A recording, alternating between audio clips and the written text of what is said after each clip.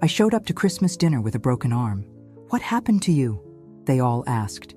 "You'll see," I said quietly. My son laughed.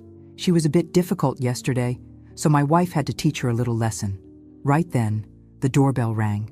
I pulled out my recorder, smiled at him, and opened the door. "Good evening, officer. Come right in. Where are you watching from today? Drop your location in the comments below and hit that like and subscribe button. Let me tell you how I got here, because this story didn't start with my arm in a sling and my daughter-in-law in handcuffs. This story started 3 years ago when my husband Frank died and left me with nothing but a paid-off house and a son who thought I was his personal retirement plan.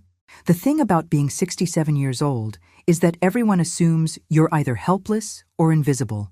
I'm neither, but I let people think what they want to think.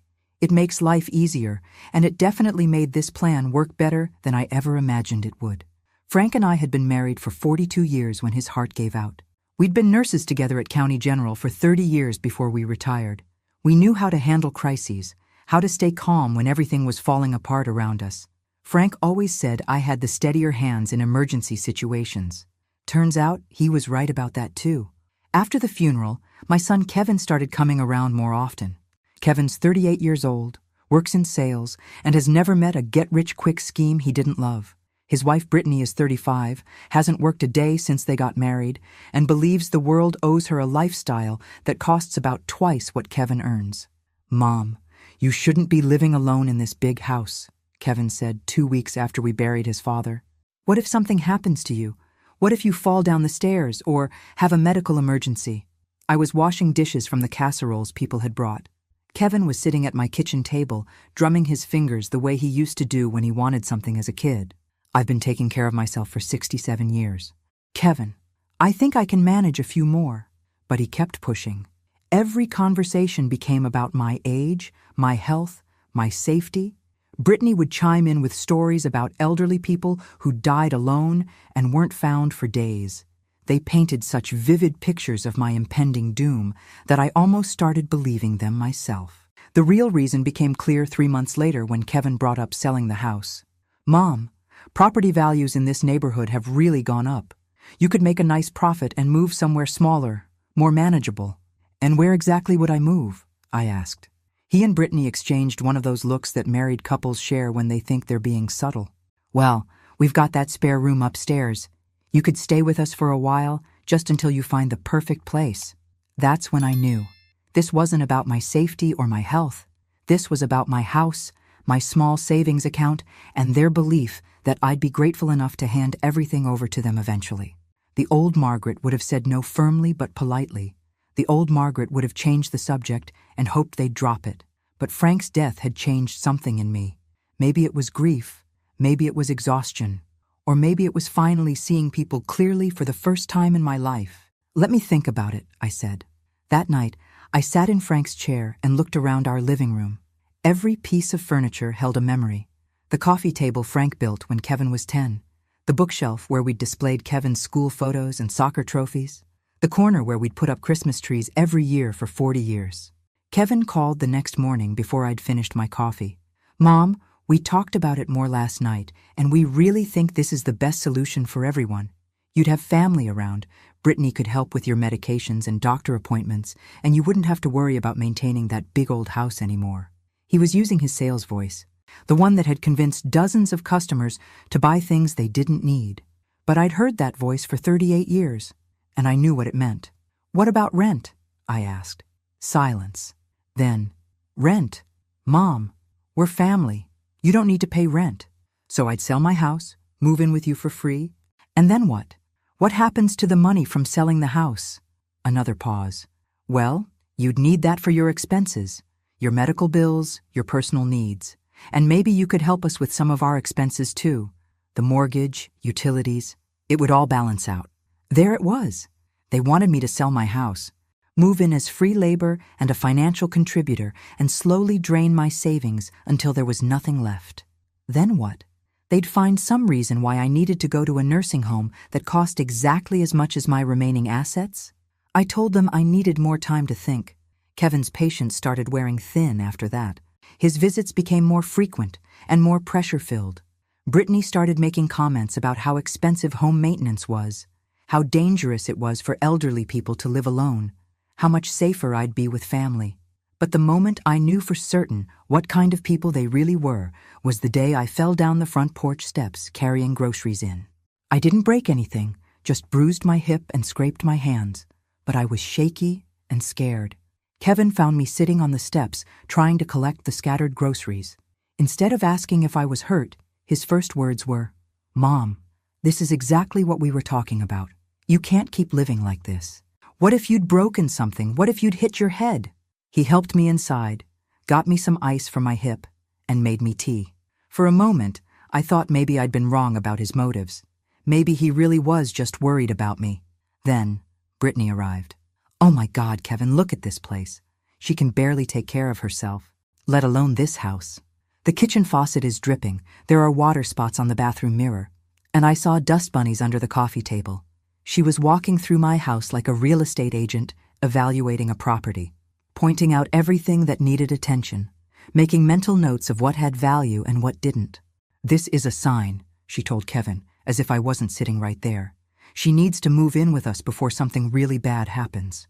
That's when I understood. They weren't waiting for me to agree to their plan. They were waiting for me to become desperate enough that I'd have no choice but to agree. And you know what?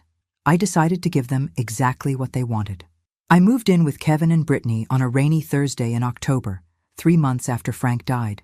They helped me pack what they called my essentials: clothes, medications, and a few personal items. Everything else would stay in the house until we decided what to do with it. The spare room they'd prepared for me was actually Brittany's craft room, hastily cleared out. Her cutting table was now folded against one wall, her fabric bins stacked in the closet, and her sewing machine covered with a sheet in the corner. She'd hung one of those little wooden signs that said, "Home Sweet Home" on the wall. The kind you buy at craft stores when you want something to look welcoming, but don't want to put in any actual effort. "I know it's not much," Brittany said, standing in the doorway while I unpacked my suitcase. "But it's temporary, right?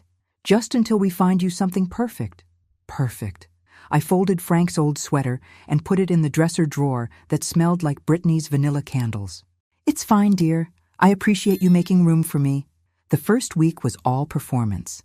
Brittany cooked meals she'd seen on Pinterest and acted like having me there was the highlight of her day. Kevin brought me coffee in bed and asked how I'd slept. They introduced me to their friends as Kevin's mom, who's staying with us while she transitions to a smaller place. Transition. Like I was a displaced refugee instead of a woman who'd owned her own home for 40 years.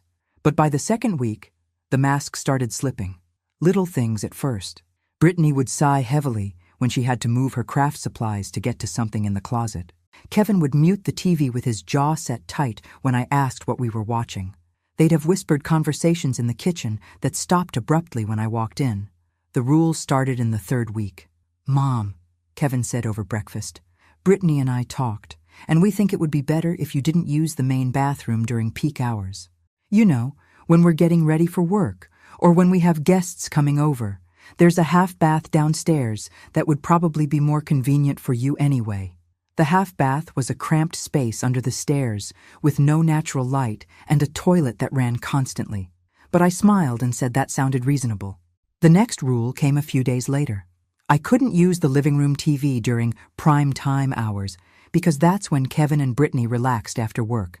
I could watch TV in my room if I kept the volume low since their bedroom was next door. Then it was the kitchen. I could cook for myself, but I needed to clean everything immediately and put all utensils back exactly where I found them. Brittany had a system that worked perfectly, and she couldn't have it disrupted. Each rule was presented as a reasonable request for a harmonious household. Each rule made perfect sense when explained in Kevin's patient, understanding voice. Each rule made me a little smaller, a little more invisible, a little more grateful for whatever scraps of consideration they threw my way. But I went along with it. I smiled and nodded and thanked them for being so accommodating. Because I was learning something valuable about my son and his wife, something that might have taken me years to discover if I'd stayed stubborn and independent in my own house. I was learning that they weren't just entitled and selfish.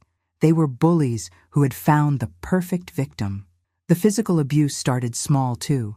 A hand on my shoulder that pressed a little too hard when Brittany needed to get past me in the kitchen. Kevin gripping my elbow tighter than necessary when he helped me down the stairs.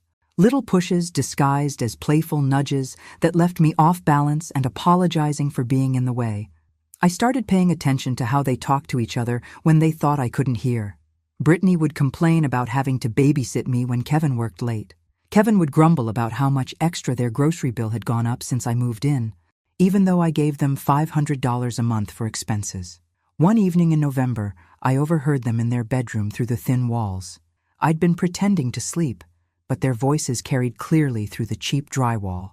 "She's not that old," Brittany was saying. "My grandmother is 93 and still lives alone. Your mom is just dramatic and helpless because your dad always babied her." "Give it time," Kevin replied. "She'll get more dependent as she settles in. Then we can start talking about power of attorney and financial management. For her own protection, of course." There it was. Their real plan. Not just my house and savings, but complete control over my life and finances. They wanted to turn me into a legal dependent who couldn't make decisions without their approval. I lay in that narrow bed, listening to my son and his wife plan my future like I was a piece of property they were renovating, and I felt something crystallize inside me. Not anger exactly. Anger was too hot, too emotional. This was colder and much more useful. This was determination. The next morning, I started my own plan. I'd been a nurse for 30 years.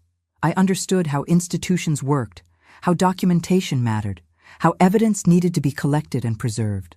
I understood that people revealed their true selves when they thought no one important was watching. And I understood that sometimes the best way to stop a predator was to let them think they'd found the perfect prey. I went to the electronics store and bought a small digital recorder, the kind that looked like a pen. I bought a tiny camera that could be hidden in a button or a pin. I bought software that would automatically back up recordings to a cloud server. The salesperson, a young man with multiple tattoos and infinite patience, helped me set everything up and taught me how to use it all. "Doing some investigative work?" he asked with a grin. "Something like that," I said. "I want to make sure I have accurate records of some important conversations." That evening, I sat in my craft room turned bedroom and tested the equipment. The recorder picked up conversations from across the hall clearly. The camera was invisible when pinned to my cardigan. The backup system worked perfectly. I was ready to document exactly who my son and daughter-in-law really were. The evidence I collected over the next few months would have made a prosecutor weep with joy. Kevin and Brittany didn't just reveal their plans. They bragged about them. They talked about me like I was a project they were managing, discussing how to manipulate me into signing documents, how to isolate me from my friends, how to convince me that I was too confused and frail to live independently. But the most valuable evidence came from their actions, not just their words, because by December, they'd stopped pretending to care about my well-being altogether. By Thanksgiving, I'd recorded over 30 hours of Kevin and Brittany discussing their plans for my money, my house, and my future. But what I really needed was evidence of physical abuse, and they were too smart to leave obvious marks where people might see them. That changed the week before Christmas. I was in the kitchen making myself a cup of tea when Brittany came home from what she called her workout, which was actually 2 hours at the nail salon followed by coffee with her sister.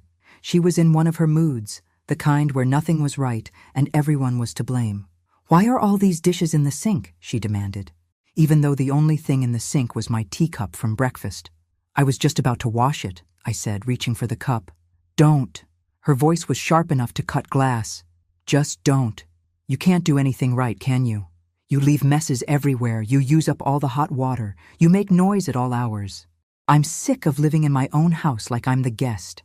I had my recorder running, as I did every day now, but I could see in her face that this was going beyond verbal abuse. Her hands were clenched, her breathing was quick and shallow. She was working herself up to something. "Brittany," I said carefully, "I'm sorry if I've made you uncomfortable in your home. Maybe we should sit down and talk about—" "Talk?" She laughed, but there was nothing funny about it. "I'm done talking. I'm done pretending this situation is working for any of us." She grabbed my arm, just above the elbow, and squeezed, hard enough that I gasped and tried to pull away. "You're hurting me," I said. "Am I?" She squeezed harder. Because from where I'm standing, it looks like you're just being dramatic. Again. I could feel her fingernails digging through my sweater. The pain was sharp and immediate, but I forced myself to stay calm. This was what I'd been waiting for. Evidence that couldn't be explained away or dismissed. Please let go, I said clearly, making sure my words would be picked up clearly by the recorder. Or what? You'll tell Kevin? You'll call someone? She was leaning closer now, her voice low and mean. Who's going to believe a confused old woman over his wife? Who's going to take your side against us? That's when I made a mistake. I met her eyes, and she saw something there that she didn't expect.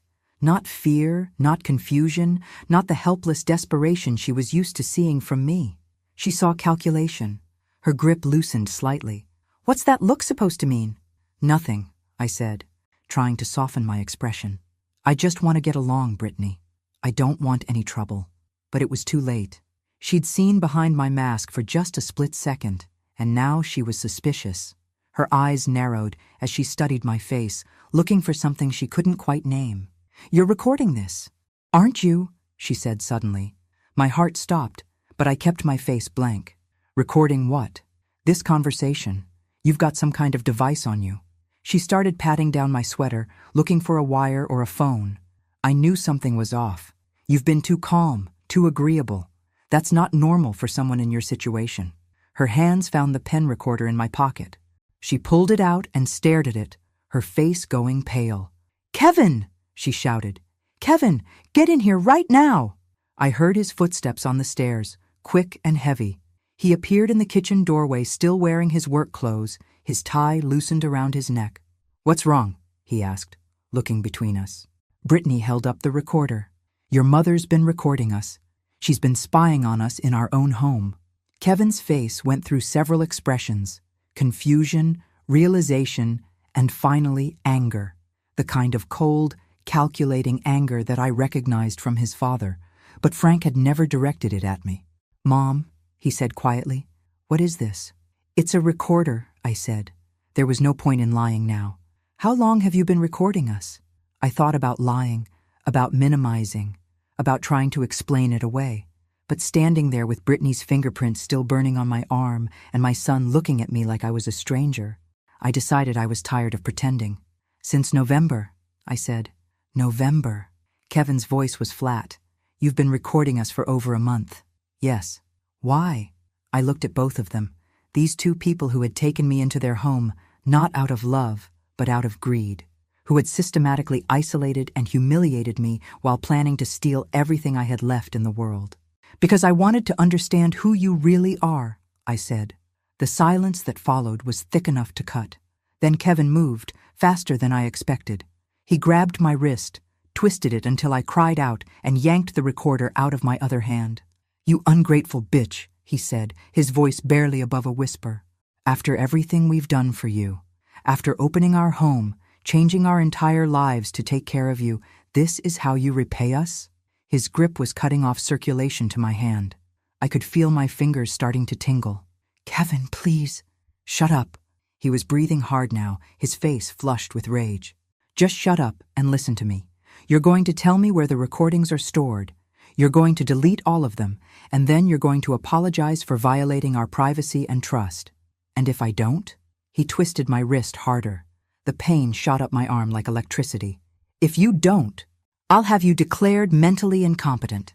I'll tell everyone you've been having paranoid delusions, recording imaginary conversations, making up stories about abuse. Who do you think they'll believe? A successful businessman and his respectable wife, or a confused old woman living in their spare room? Brittany was nodding along, her eyes bright with vindictive pleasure. We've been documenting your behavior too, Margaret. All those times you seemed confused about where you were. All those conversations where you repeated yourself or forgot what we'd just told you. We've been keeping detailed notes. Notes that don't exist, I said. Notes that will exist, Kevin corrected. Backdated. Witnessed by friends who'll swear they saw concerning behavior. Medical records that show cognitive decline. It's amazing what people remember when their friends ask them to help protect a vulnerable elderly person from making dangerous decisions. They had it all figured out. If I exposed them, they'd destroy my credibility and take control of my life anyway. If I didn't expose them, They'd slowly drain my resources and dump me in whatever facility was cheapest when I was no longer useful.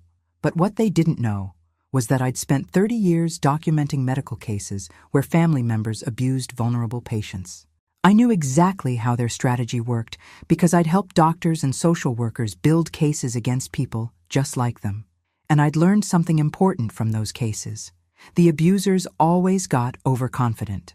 "Okay," I said quietly. "You win. I'll delete the recordings." Kevin's grip loosened slightly. "Smart choice. Where are they stored?" "On the recorder and on my phone." "Get your phone." I pulled out my phone with my free hand and started tapping through the menus, pretending to look for the files. What I was actually doing was sending a pre-written text message to a number I'd programmed weeks ago. "It's taking a while," Brittany said impatiently. "I'm not very good with technology," I said, which was perfectly true 3 months ago and a complete lie now. "I'm trying to find the right app." I hit send on the message, then deleted the evidence of sending it. "Here," I said, showing them a folder on my phone that contained some test recordings I'd made of myself reading grocery lists. "But I should tell you there's a backup system." Kevin snatched the phone out of my hand and deleted the folder without listening to the files. "Where's the backup?" "In the cloud. Automatic upload. I don't know how to delete those." That was when Brittany lost what was left of her temper. She slapped me. Hard. Hard enough that my head snapped to the side and I felt my lips split against my teeth. "You stupid old woman!" she screamed. "How dare you? How dare you spy on us and then try to threaten us with backup files?" Kevin was staring at her, shocked by the escalation. "Brittany, no!" She was completely unhinged now. "I'm sick of tiptoeing around her feelings and pretending this is normal. She's been recording us for months, Kevin. Recording us in our own bedroom, probably listening to our private conversations, planning to use them against us somehow." She hit me again, this time with her closed fist, right in the stomach. I doubled over, gasping, and she grabbed a handful of my hair and yanked my head back up. "Delete the backup files," she snarled into my face. "Figure out how to delete them, or I swear I'll make you sorry you ever set foot in our house." What she didn't know was that I was already sorry I'd ever set foot in their house. But I was about to be very glad I'd had the foresight to prepare for this moment, because the text message I'd sent was going to change everything. The text message I sent said exactly 4 words. "Emergency plan active now." Dr. Jennifer Walsh received it while she was having dinner with her family. She'd been my primary care physician for 8 years, and more importantly, she'd been Frank's doctor during his final illness. She knew me well enough to know I wasn't prone to drama or false alarms. More importantly, she knew that 6 weeks earlier, I'd come to her office with a carefully planned story about being concerned about my safety living with Kevin and Brittany. I told her I was documenting potential elder abuse, and I'd asked her to serve as a neutral medical witness if I ever needed to prove I was mentally competent and physically harmed. She'd agreed, and we'd set up a protocol. If I ever sent her that specific text message, she would call 911 and request a welfare check on an elderly woman potentially being abused by family members. Then she would drive to the address I'd given her and wait for police to arrive. At the same time my text was being sent, a second message went to my lawyer, Marcus Chen, who I'd hired 5 weeks earlier. Marcus received a message that said, "Documentation package required." This triggered him to send a pre-prepared email containing 37 audio files, 42 photographs, and a detailed written report to the police department, with copies to Adult Protective Services and the district attorney's office. But Kevin and Brittany didn't know about any of this, as Brittany continued to rage at me in their kitchen. "I want to see these backup files," she was saying, her hand still tangled in my hair. "Show me exactly where they're stored." "I can't," I gasped. "I don't remember the password." She jerked my head back harder. "Then you'd better remember it fast." That's when Kevin grabbed her wrist. "Brittany, stop. This isn't helping." "Isn't helping what?" She whirled on him, her eyes wild. "She's been recording us. She's probably got hours of us talking about money, about the house, about everything. We could go to prison." "Only if we did something wrong," Kevin said, but his voice lacked conviction. "Are you kidding me right now?" Brittany laughed, high and sharp. "Look at her face. Look at your hand. Look at what we just did. You think a jury's going to care that she was spying on us first?" For the first time since this started, Kevin seemed to really see me. My split lip, the bruises forming on my arm where he'd gripped me, the terror I wasn't having to fake anymore because honestly, seeing them completely lose control was terrifying even when you'd planned for it. "Oh God," he whispered. "What have we done? What we had to do," Brittany snapped, "and what we're going to keep doing until this problem is solved." She turned back to me, and I saw in her face that she'd moved past anger into something much more dangerous. She was calculating now, planning, trying to figure out how to eliminate a threat. "Here's what's going to happen," she said, her voice artificially calm. "You're going to tell everyone that you fell down the stairs, that you're getting confused and clumsy, and you think you need to be in a care facility for your own safety. You're going to sign papers giving Kevin power of attorney so he can handle your finances and medical decisions. And you're going to disappear into whatever nursing home we choose until this all blows over." "And the recordings?" I asked. "Will disappear, too, along with that lawyer you probably hired, and anyone else you might have told about your paranoid fantasies." The doorbell rang. We all froze. The sound cut through the kitchen like a gunshot, unexpected and sharp. "Who could that be?" Kevin whispered. "I don't know," Brittany hissed back. "We're not expecting anyone." The doorbell rang again, followed by a heavy knock. "Police! Open up!" If I hadn't been expecting it, I might have been as shocked as Kevin and Brittany. As it was, I had to work hard to keep the relief off my face. "Police?" Kevin's voice cracked slightly. "Why would police be here?" The knocking continued, more insistent now. "This is Officer Rodriguez with County Police. We're conducting a welfare check. Please open the door." Brittany was staring at me with dawning understanding. "You called them.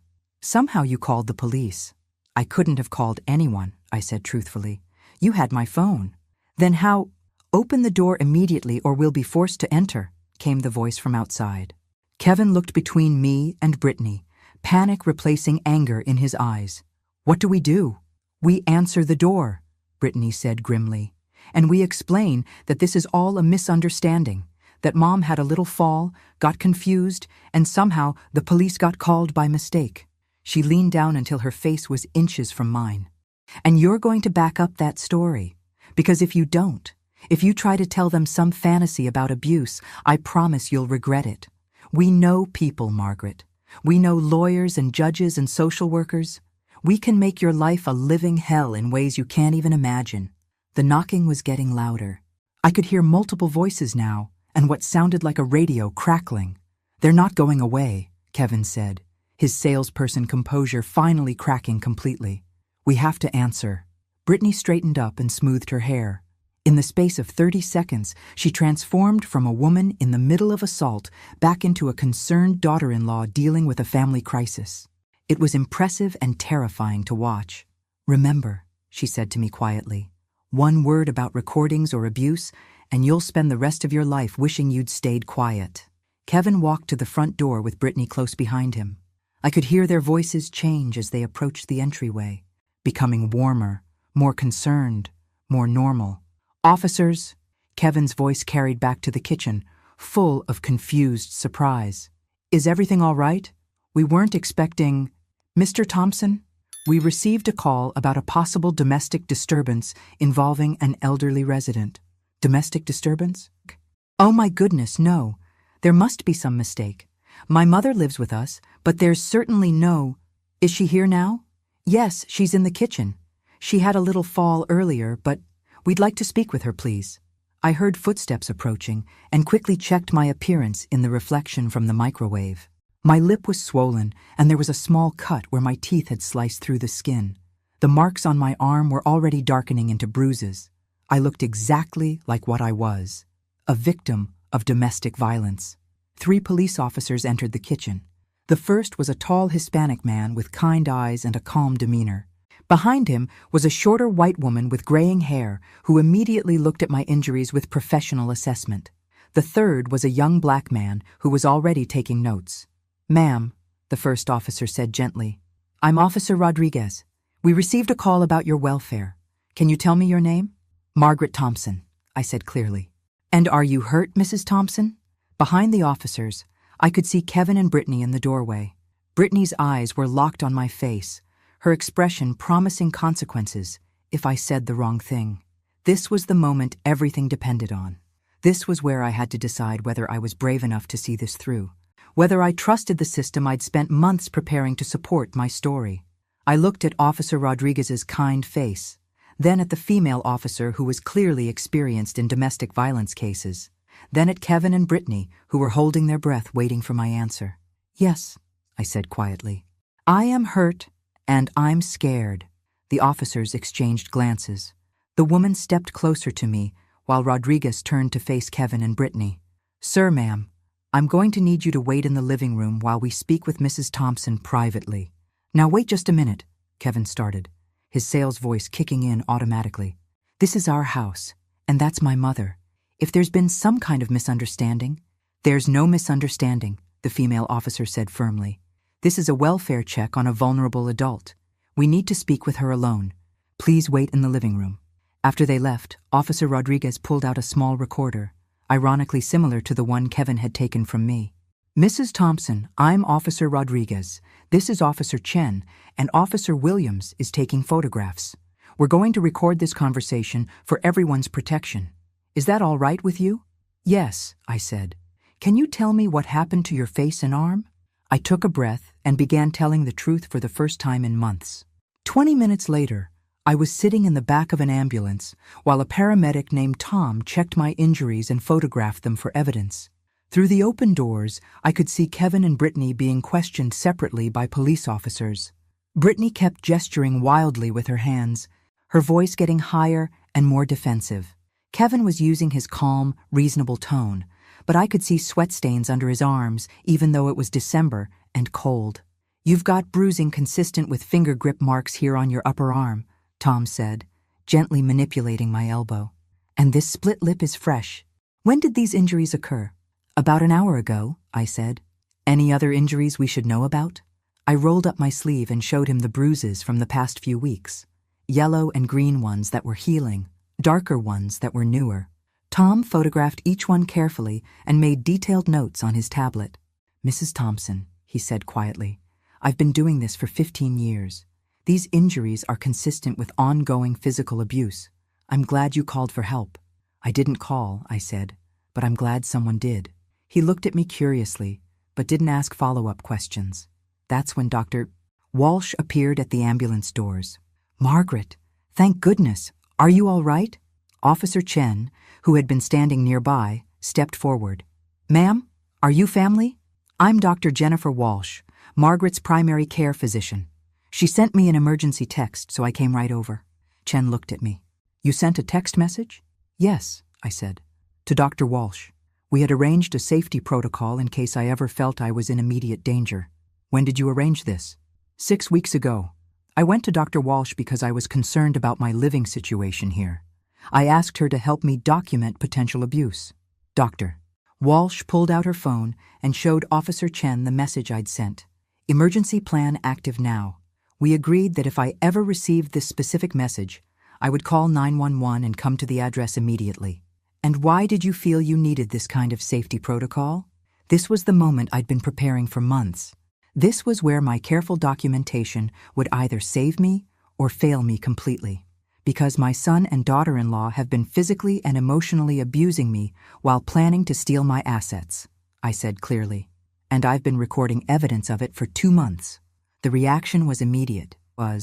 Officer Chen called Officer Rodriguez over, and I found myself explaining the whole story again while Dr. Walsh confirmed my mental competency and Tom continued documenting injuries. "Where are these recordings now?" Rodriguez asked. "My lawyer has copies of everything.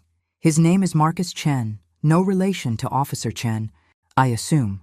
I hired him 5 weeks ago specifically to handle the evidence I was collecting." Rodriguez was taking notes rapidly. "And you say you've been planning this for 2 months?" "I've been documenting abuse for 2 months. I've been planning my escape from an abusive situation. Tonight wasn't supposed to happen yet. But when they found my recording device and became violent, I had to activate my emergency plan earlier than intended." Officer Chen's radio crackled. She answered it, then looked at Rodriguez. "Detective Morrison is en route. He wants to speak with the complainant before she goes to the hospital." "Hospital?" I asked. "Ma'am, You need to have these injuries properly documented and treated. Standard protocol in domestic violence cases. Dr. Walsh nodded. I'll follow you there and make sure you get a complete evaluation. That's when I heard Kevin's voice getting louder from the front yard. This is ridiculous. She's confused and paranoid. We've been taking care of her out of the kindness of our hearts, and this is how she repays us? By making up stories and wasting police resources? I looked toward the sound of his voice and saw him gesturing toward the ambulance. Several neighbors had come outside to see what was happening. Mrs. Peterson from next door was standing on her front porch in her bathrobe, arms crossed, watching the whole scene. Brittany was crying now, or at least making crying sounds. She's been acting so strange lately, she was telling Officer Williams. Paranoid, forgetful, talking to herself. We've been trying to figure out how to get her the help she needs. But she's been resistant to seeing a doctor about her mental state. That's interesting, Dr. Walsh said loudly enough for Brittany to hear. Because Margaret has been seeing me regularly, and her mental status has been completely normal. In fact, she scored perfectly on cognitive assessments as recently as last week. Brittany's fake crying stopped abruptly. She stared at Dr. Walsh with obvious confusion. Who are you? Brittany demanded. I'm Dr. Walsh, Margaret's physician. And you are? I'm her daughter-in-law. I live with her. I think I'd know better than some doctor who sees her once in a while whether she's been acting strange. Dr. Walsh pulled out her phone again. I have detailed notes from 6 separate appointments where Margaret specifically discussed her fears about being abused by family members. I also have cognitive assessments, depression screenings, and medication reviews that show no signs of mental impairment or confusion. Officer Rodriguez walked over to join the conversation. Ma'am, are you saying Mrs. Thompson has been telling her doctor about abuse for weeks? Since November 3rd, Dr. Walsh said, consulting her phone. She came in asking me to help her document what she believed was escalating elder abuse. She was articulate, logical, and showed no signs of paranoia or delusion. She was planning ahead to protect herself. The neighbors were getting closer now, clearly listening to every word. I could see Mrs. Peterson whispering to her husband, and the young couple from across the street recording everything on their phones. Kevin's face was getting redder by the minute. She never told us she was unhappy. She never said anything about abuse. If she was really being hurt, wouldn't she have said something? Most victims of domestic abuse don't report it immediately, Officer Chen said matter-of-factly. Especially elderly victims who are financially dependent on their abusers. They often feel they have no choice but to endure the situation. But we're family, Brittany protested. We took her in when she had nowhere else to go. We've been supporting her, feeding her, giving her a place to live, while planning to steal her house and life savings, I said quietly from the ambulance. The yard went completely silent. Even the neighbors stopped whispering. Kevin and Brittany stared at me with identical expressions of shock and fury. That's... Kevin started, then stopped. That's what? Officer Rodriguez prompted. That's not true, Kevin finished weakly. I have recordings, I said. Hours of them. Conversations about how to manipulate me into signing over power of attorney. Discussions about selling my house, plans to have me declared mentally incompetent if I resisted, and physical abuse that escalated tonight when they found out I was documenting everything. Officer Chen was writing furiously in her notebook. These recordings, they cover what time period? November through today. My lawyer has copies of all of them, along with photographs of previous injuries and detailed documentation of the psychological abuse. Detective Morrison chose that moment to arrive. He was a tall, thin man in his 50s who looked like he'd seen every kind of family dysfunction imaginable and wasn't surprised by any of it anymore. What do we have? He asked Officer Rodriguez. Elderly victim of domestic abuse, ongoing situation for several months, has recordings and medical documentation. Lawyer has evidence packages. Suspects are son and daughter-in-law who appear to have financial motives. Morrison nodded and walked over to the ambulance.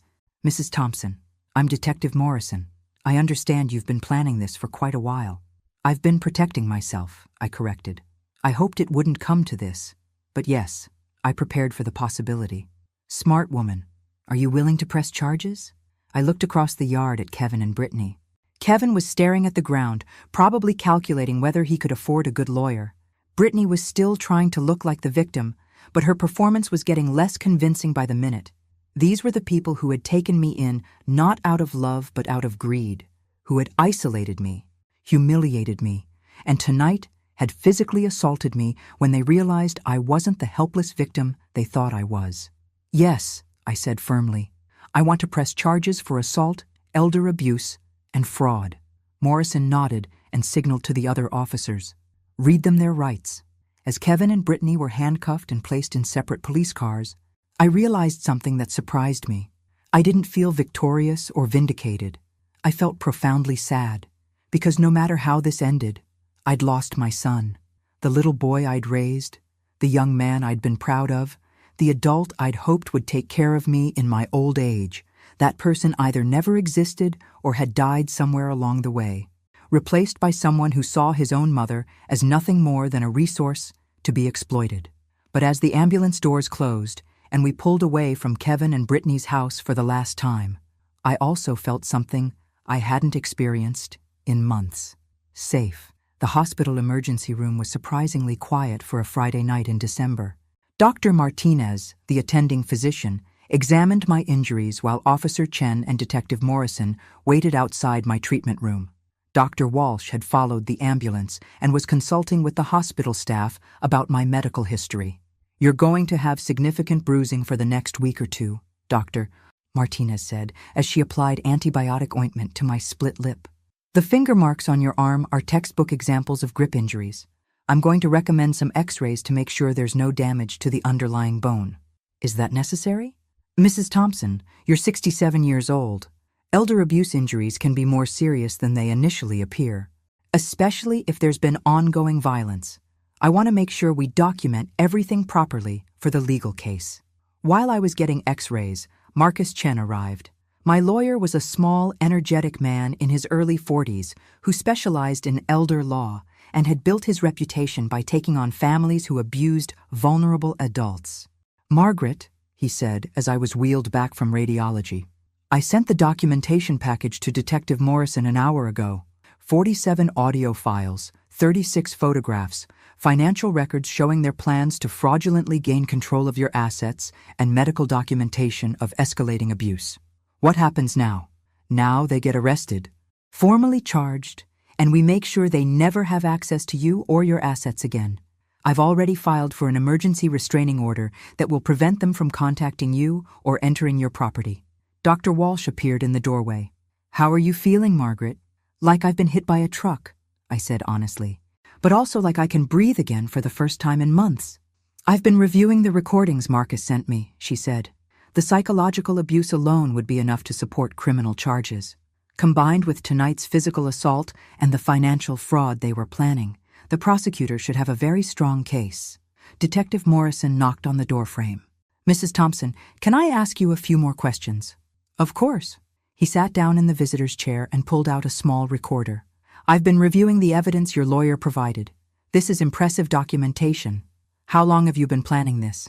I thought about that question carefully. I started recording in November when I realized they were planning to steal from me.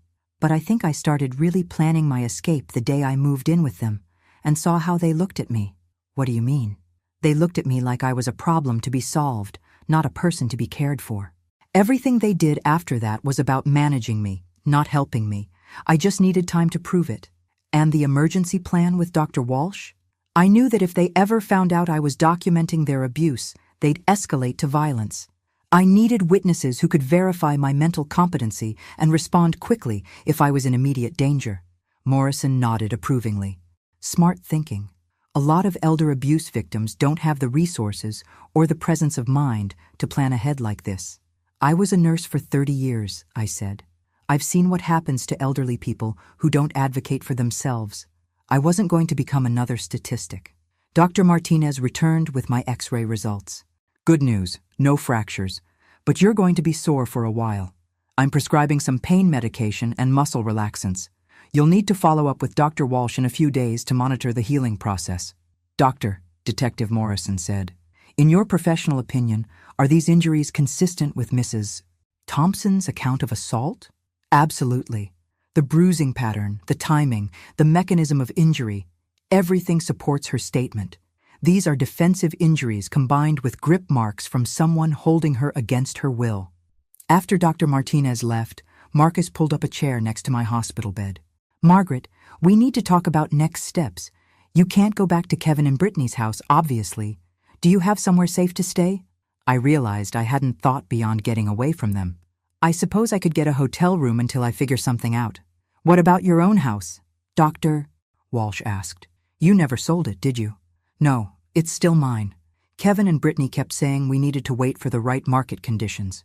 I think they were hoping I'd become dependent enough on them that I'd sign it over without selling it. Then you can go home, Marcus said. I'll have the locks changed tomorrow as an additional security measure. But legally, it's your house, and you have every right to live there. Home. I hadn't thought of my house as home since Frank died. It had been the place I used to live, the place I'd been pressured to leave, the place that represented everything I'd lost. But suddenly, sitting in that hospital bed with my split lip throbbing and my arms aching from Kevin's grip, the idea of going home sounded like the most wonderful thing in the world. What about Kevin and Brittany?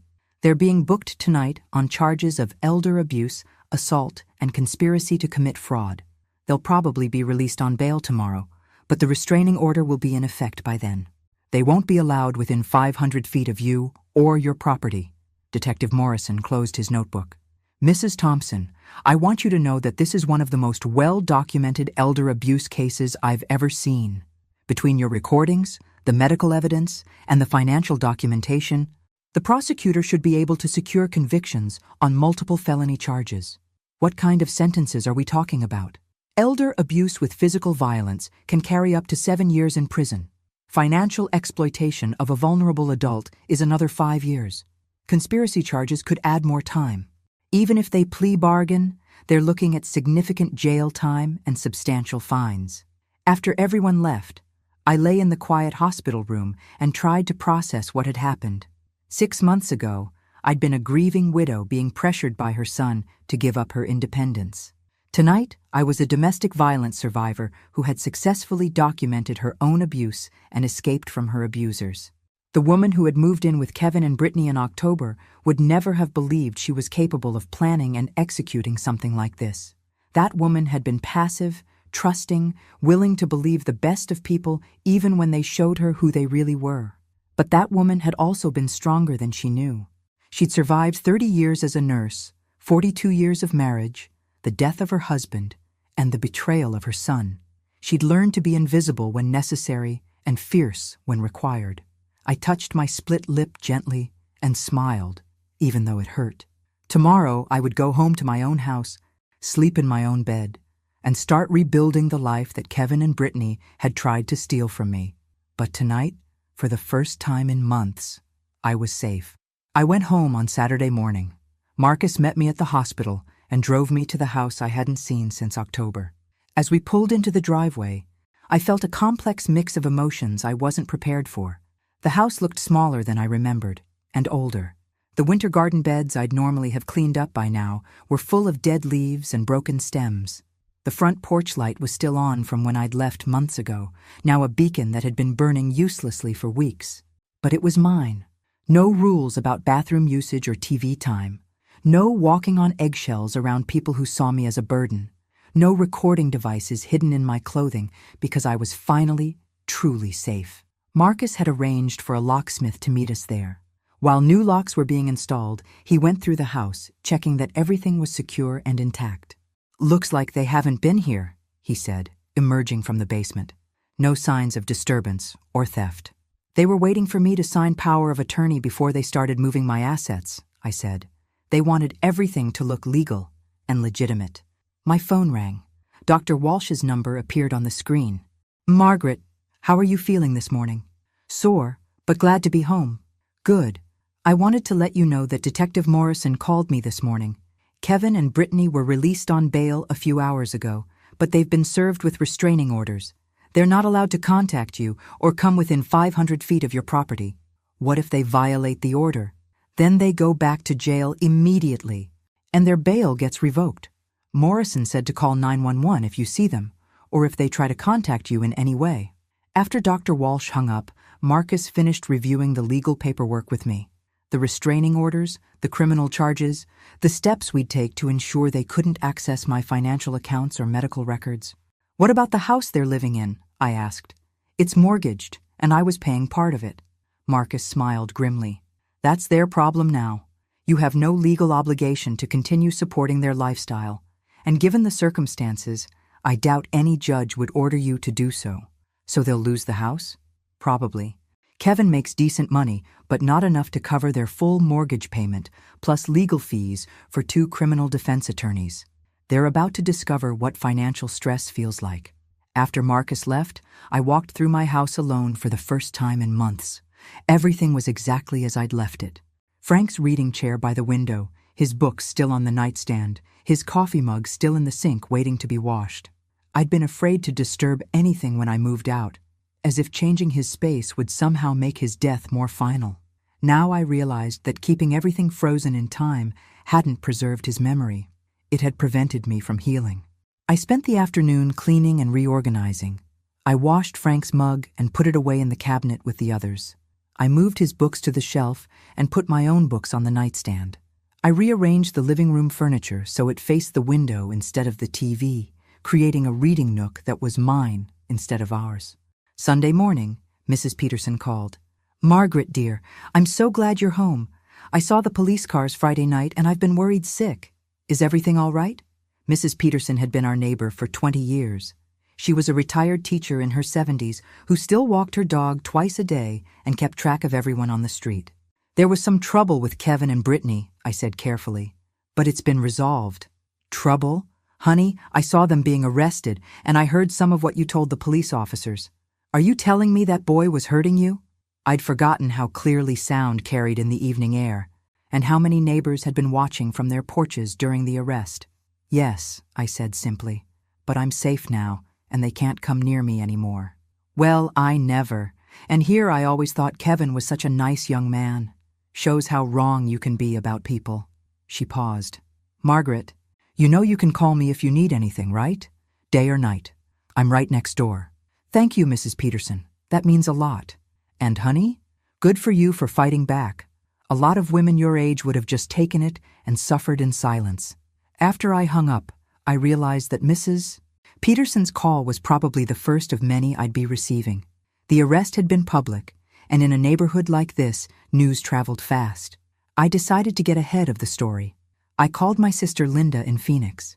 Linda was 5 years younger than me and had always been the more dramatic of the two of us. I knew she'd want to know what had happened, but I also knew she'd worry herself sick if she heard about it from someone else. "Margaret, I was just thinking about calling you. How was your Thanksgiving with Kevin?" "Linda, I need to tell you something, and I need you to listen to the whole story before you react." I told her everything. The manipulation, the financial exploitation, the abuse, the recordings, the arrest.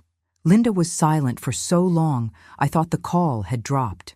"Linda, are you there?" "I'm here." Her voice was tight with controlled anger. "I'm just trying not to get in my car and drive to wherever Kevin and Brittany are so I can kill them myself. They're in enough trouble already." "Are you really okay? Are you hurt? Do you need me to come stay with you?" "I'm hurt, but I'm healing, and I'm home in my own house with new locks and a restraining order. I think I'm going to be fine." "Margaret, I am so proud of you.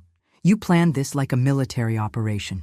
You documented everything, you protected yourself, and you got out. I wish I'd known what was happening so I could have helped, but honestly, I'm not sure I could have done it better myself."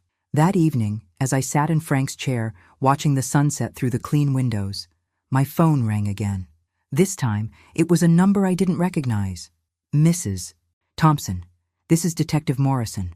I wanted to update you on the case." "What's happened?" "Kevin and Brittany's lawyers contacted the prosecutor this morning. They're interested in plea bargaining." "Already?" "Your evidence is overwhelming, Mrs. Thompson. 47 recordings, medical documentation. Financial records showing their intent to defraud you. Their lawyers know they can't win this case at trial. They're going to try to minimize jail time by pleading guilty to reduced charges." "What does that mean for me?" "It means you probably won't have to testify in court. It also means they'll be convicted felons with criminal records, which will make it much harder for them to exploit vulnerable people in the future." After Morrison hung up, I made myself a cup of tea and sat down with a legal pad to make a list. Not a to-do list this time, but a list of things I wanted in my new life. I wanted to travel. Frank and I had always planned to see Europe after he retired, but cancer had stolen that dream from us. There was no reason I couldn't go alone. I wanted to volunteer. 30 years of nursing had taught me how to help people, and there were plenty of organizations that needed volunteers who understood healthcare and advocacy. I wanted to reconnect with friends I'd lost touch with after Frank died. Grief had made me withdraw from social connections, but isolation had made me vulnerable to Kevin and Brittany's manipulation. Most importantly, I wanted to trust my own judgment again. For months, I'd been told I was confused, paranoid, and unreliable. Even though I'd never believed it completely, the constant gaslighting had made me doubt my own perceptions. But I'd been right about Kevin and Brittany. I'd seen through their manipulation, documented their abuse, and planned my escape flawlessly. I wasn't a confused old woman who needed to be managed. I was a competent adult who had survived a dangerous situation through intelligence and careful planning.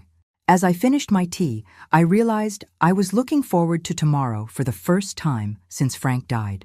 Not just getting through tomorrow, but actually excited about what it might bring. Tomorrow, I would call a travel agent. Monday morning brought unexpected visitors. I was having coffee and reading the newspaper when the doorbell rang. Through the peephole, I saw two women I didn't recognize standing on my front porch. "Mrs. Thompson, I'm Janet Morrison from Channel 7 News, and this is my cameraman Dave.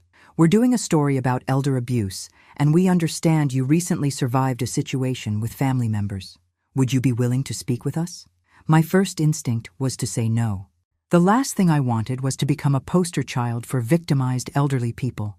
But then I thought about all the other women my age who might be in similar situations, too isolated or intimidated to get help. "Give me a moment to think about it," I said through the door. I called Marcus. "A news interview could actually be helpful," he said. "Public awareness about elder abuse is important, and your story demonstrates that victims can fight back successfully. But you don't have to do it if you're not comfortable." What would I say? The truth, that elder abuse is real, that family members are often the perpetrators, and that victims need to document everything and seek help before it escalates to violence. I opened the door and invited the news crew inside. Janet Morrison was a woman in her 50s with intelligent eyes and a warm manner.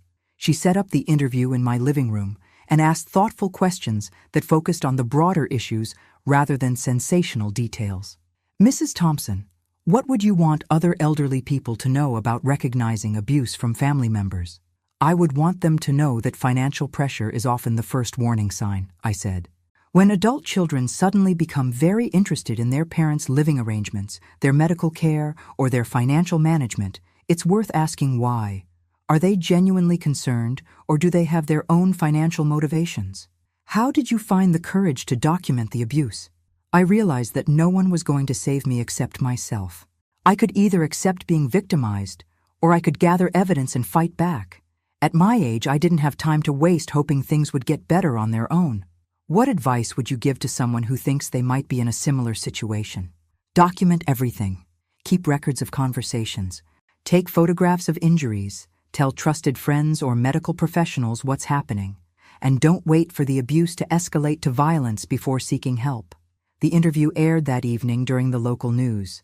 Janet Morrison had edited it sensitively, focusing on prevention and empowerment rather than exploitation. She'd also included information about elder abuse hotlines and resources. My phone started ringing before the segment ended. "Margaret, it's Dr. Walsh. I just saw the interview. You were wonderful. I hope it helps someone." "I'm sure it will. You've already helped more people than you know." The next call was from Linda. "Margaret, you were on TV. You looked so strong and composed. I'm proud of you for speaking out." Then Mrs. Peterson. "Margaret, dear, you were amazing. I recorded it so I can show it to my book club. We've been talking about this exact issue, how to protect ourselves as we get older." But the call that meant the most came an hour later from a number I didn't recognize. "Mrs. Thompson, you don't know me, but my name is Carol Stevens. I saw your interview tonight, and I wanted to thank you." "Thank me?" "My daughter and her husband have been pressuring me to sell my house and move in with them. They keep talking about how dangerous it is for me to live alone. how I need family support. But after listening to your story, I'm realizing that their sudden interest in my welfare coincides pretty closely with their financial problems. What are you going to do? I'm going to call my lawyer tomorrow and make sure my affairs are in order, and I'm going to start paying closer attention to their behavior and motivations. We talked for 20 minutes. Carol was 73, a retired librarian whose daughter and son-in-law had been subtly but persistently pressuring her to make changes that would benefit them financially. She'd been feeling guilty for resisting their suggestions, wondering if she was being selfish or stubborn. Your story made me realize that trusting my instincts isn't selfish, she said. It's survival. After we hung up, I realized that sharing my story publicly had been the right choice. If it helped even one person avoid what I'd gone through, it was worth the loss of privacy. Tuesday morning, Detective Morrison called with an update.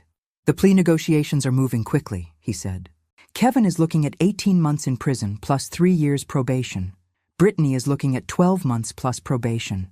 They'll also be required to pay restitution for your medical expenses and counseling. What about the financial fraud charges? Those are being dropped in exchange for the guilty pleas on the abuse charges. It's not ideal, but it guarantees convictions and jail time without putting you through a lengthy trial.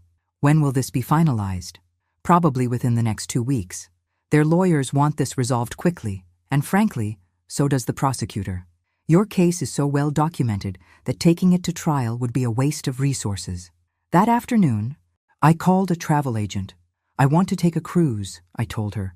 Somewhere warm, somewhere I can relax and not think about anything stressful for a while. How does the Mediterranean sound? We have a lovely 14-day cruise leaving from Barcelona in February. It hits all the classic ports: Rome, Florence, Athens, Istanbul. That sounds perfect. Will you be traveling alone? Yes, and I'm very much looking forward to it. After I booked the cruise, I called Dr. Walsh to discuss travel vaccines and medical clearances. Then I called Linda to tell her my plans. Margaret, that's wonderful. You deserve a vacation after everything you've been through. I keep thinking Frank would have loved this cruise. We talked about seeing the Mediterranean someday. So, take him with you, Linda said softly. Take his memory. Take the love you shared. Take all the dreams you made together. Just because he's not physically there doesn't mean he can't be part of the experience. That evening, I pulled out the photo albums Frank and I had made during our 42 years together. I found pictures of us at Niagara Falls during our honeymoon, at the Grand Canyon when Kevin was 10, at Kevin's graduation from college. Looking at them didn't make me sad the way it used to. Instead, it reminded me that I'd had 42 years of happiness with someone who loved me genuinely and unconditionally. Kevin and Brittany had tried to steal my future, but they couldn't steal my past. And now that I was free from them, my future was mine to design. I was going to make it count. 2 weeks later, I was sitting in a courthouse conference room watching Kevin and Brittany enter guilty pleas when I learned something that changed everything I thought I knew about their plan. The plea hearing was routine. Kevin pled guilty to elder abuse and assault. Brittany pled guilty to elder abuse and assault. Both accepted the negotiated sentences, 18 months for Kevin, 12 months for Brittany, plus probation and restitution. But as we were leaving the courthouse, Detective Morrison pulled me aside. Mrs. Thompson, there's something else you should know. During the investigation, we executed a search warrant on Kevin and Brittany's house. We found some things that weren't part of the original case, but they might interest you. What kind of things? Financial documents, insurance policies, and evidence that this wasn't their first attempt at elder abuse. He handed me a manila envelope. Marcus has copies of everything, but I thought you might want to see this yourself. I waited until I got home to open the envelope. Inside were photocopies of documents that made my blood run cold. The first was a life insurance policy on Frank that I'd never seen before. Kevin was listed as the beneficiary, and it had been purchased 3 months before Frank died. The premium payments came from an account I didn't recognize. The second was a series of emails between Kevin and someone named David Chen, not my lawyer, but apparently a private investigator. The emails discussed accelerating timeline and eliminating obstacles and making it look natural. The third was a credit report on me, run without my knowledge, showing my assets, debts, and financial history in detail. But the fourth document was what made me sit down hard in Frank's chair and struggle to breathe normally. It was a copy of my will, the one Frank and I had made 10 years ago, leaving everything to Kevin. But someone had been making handwritten notes in the margins, calculating asset values, and discussing how to expedite the inheritance process. I called Marcus immediately. "Marcus, I need you to come over here right now. I think Kevin and Brittany were planning more than just financial fraud." He arrived 20 minutes later and reviewed the documents with the same growing horror I'd felt. "Margaret, this suggests they may have been involved in Frank's death. Frank died of a heart attack. Natural causes. Did he have any life insurance policies you didn't know about?" "No. We had one small policy through his work, but nothing like this." I showed him the policy paperwork. "This is for $200,000, Marcus. We never could have afforded premiums like this. And look at the date it was purchased, 3 months before Frank died, right after his cancer went into remission and his prognosis improved." I felt sick. "You think they killed him?" "I think we need to turn this over to Detective Morrison immediately and let the police investigate. But yes, I think it's possible." The next few days were a nightmare of interviews, investigations, and revelations that kept getting worse. Detective Morrison brought in specialists from the homicide division. Frank's body was exhumed for additional testing. Kevin and Brittany's financial records were examined going back 5 years. What the investigators found painted a picture of a couple who had been planning to exploit and potentially murder elderly family members for years. The private investigator, David Chen, had been hired to research insurance fraud techniques that would be difficult to detect. Kevin and Brittany had taken out life insurance policies on 3 elderly relatives: Frank, Brittany's grandmother, and Kevin's uncle. Frank's uncle had died 6 months before Frank, supposedly of complications from diabetes. But the new autopsy revealed traces of insulin that suggested deliberate overdose. Brittany's grandmother had died a year before that, supposedly of natural causes related to her age.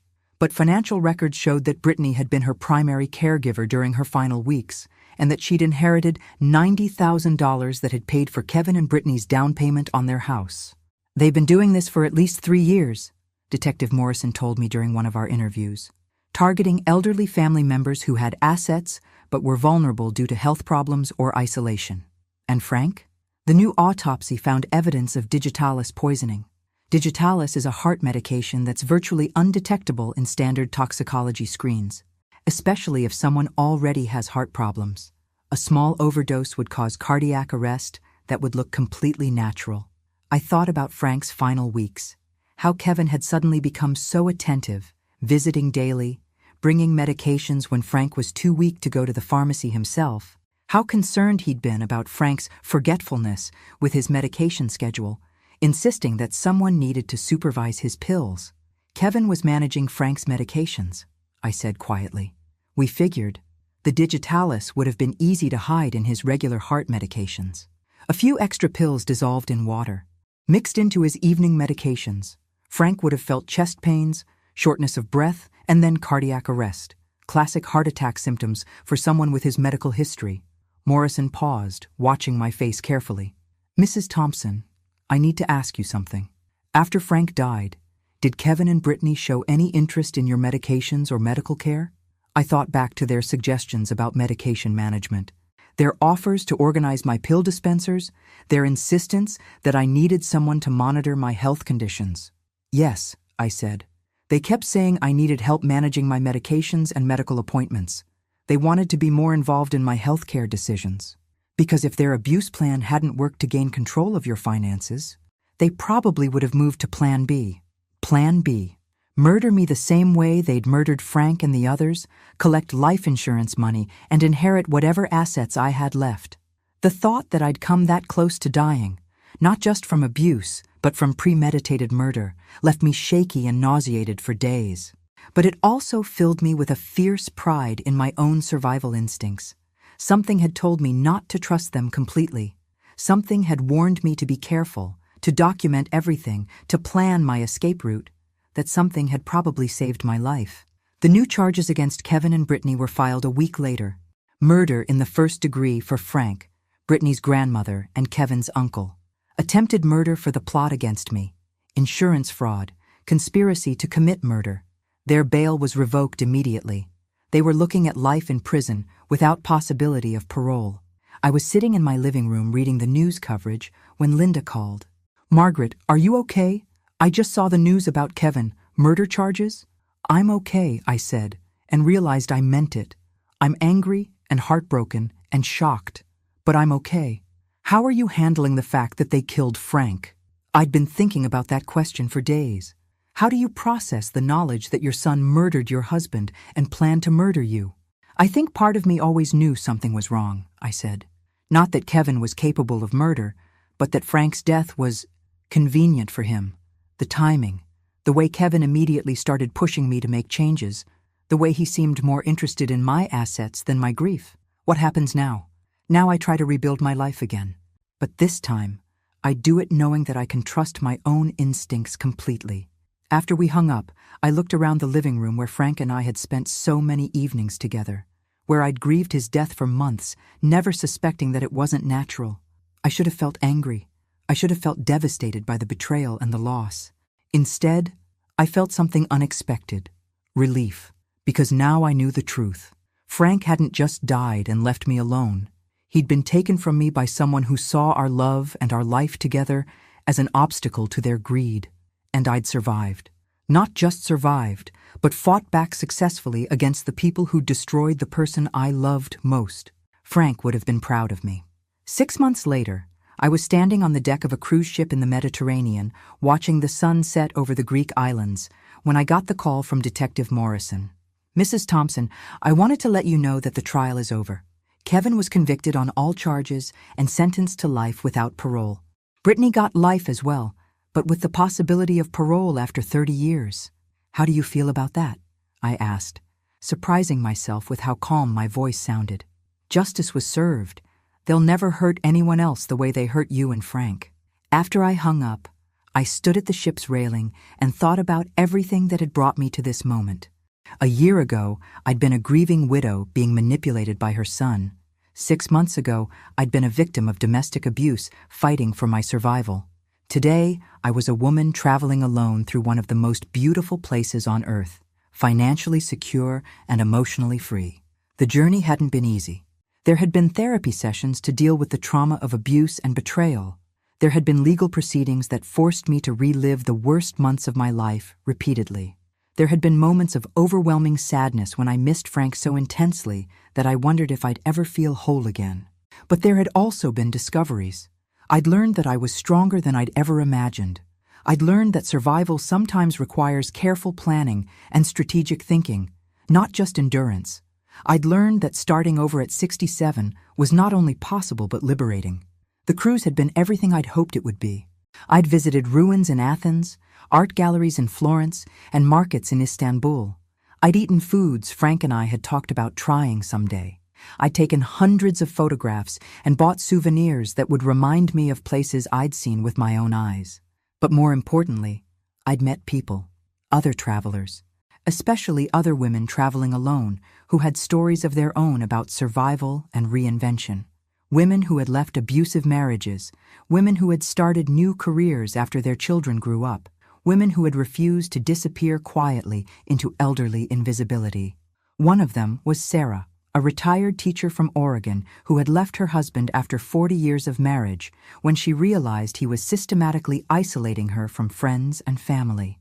"People kept asking me why I waited so long to leave," she told me over dinner in Rome, "as if there's an expiration date on deciding you deserve better." Another was Patricia, a former nurse from Canada who had moved across the country after her adult children tried to pressure her into signing over her house for her own safety. "They kept saying they were worried about me," she said as we toured the Sistine Chapel. "But they were really worried about their inheritance. Once I realized that, leaving became easy." These conversations reminded me that my story wasn't unique. Elder abuse was more common than most people realized, and it was often perpetrated by the very family members who were supposed to be protectors and caretakers.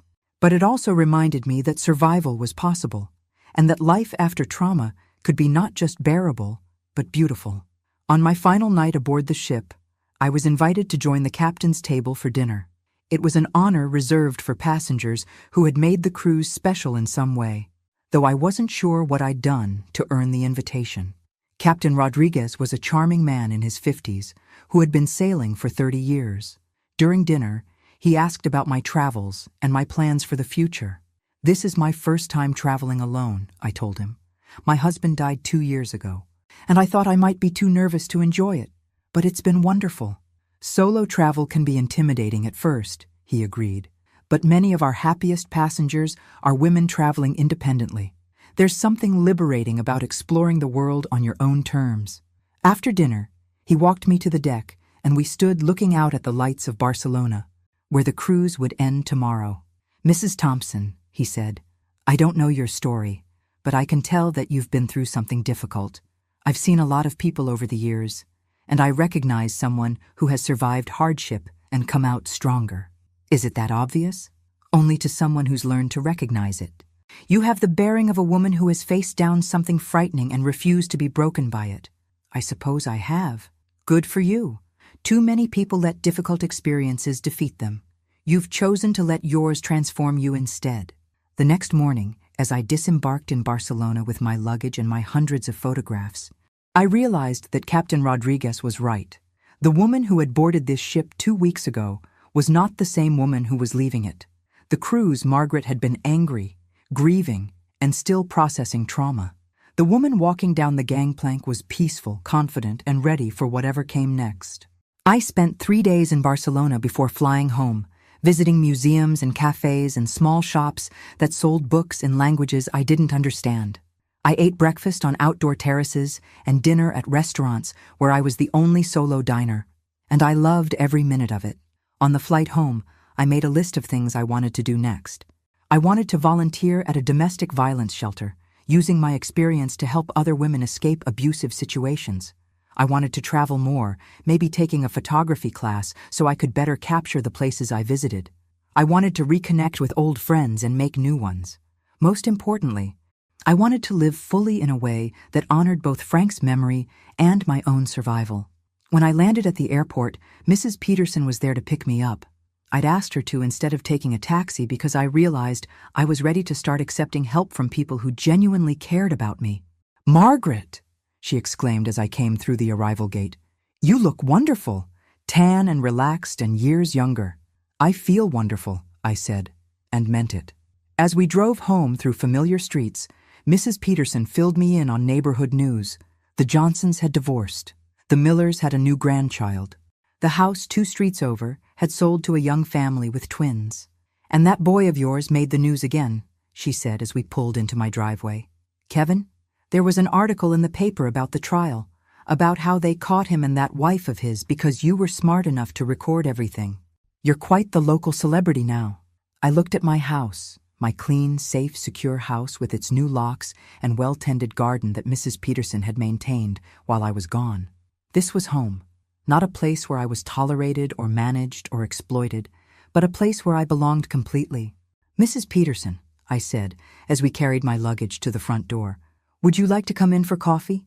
I have pictures from the trip and stories that are probably more interesting than anything on the evening news." "I would love that, dear."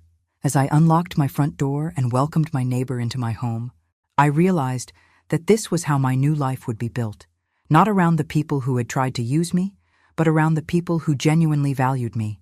It had taken me 67 years to learn that lesson, but I'd learned it well, and I was going to make the rest of my life count.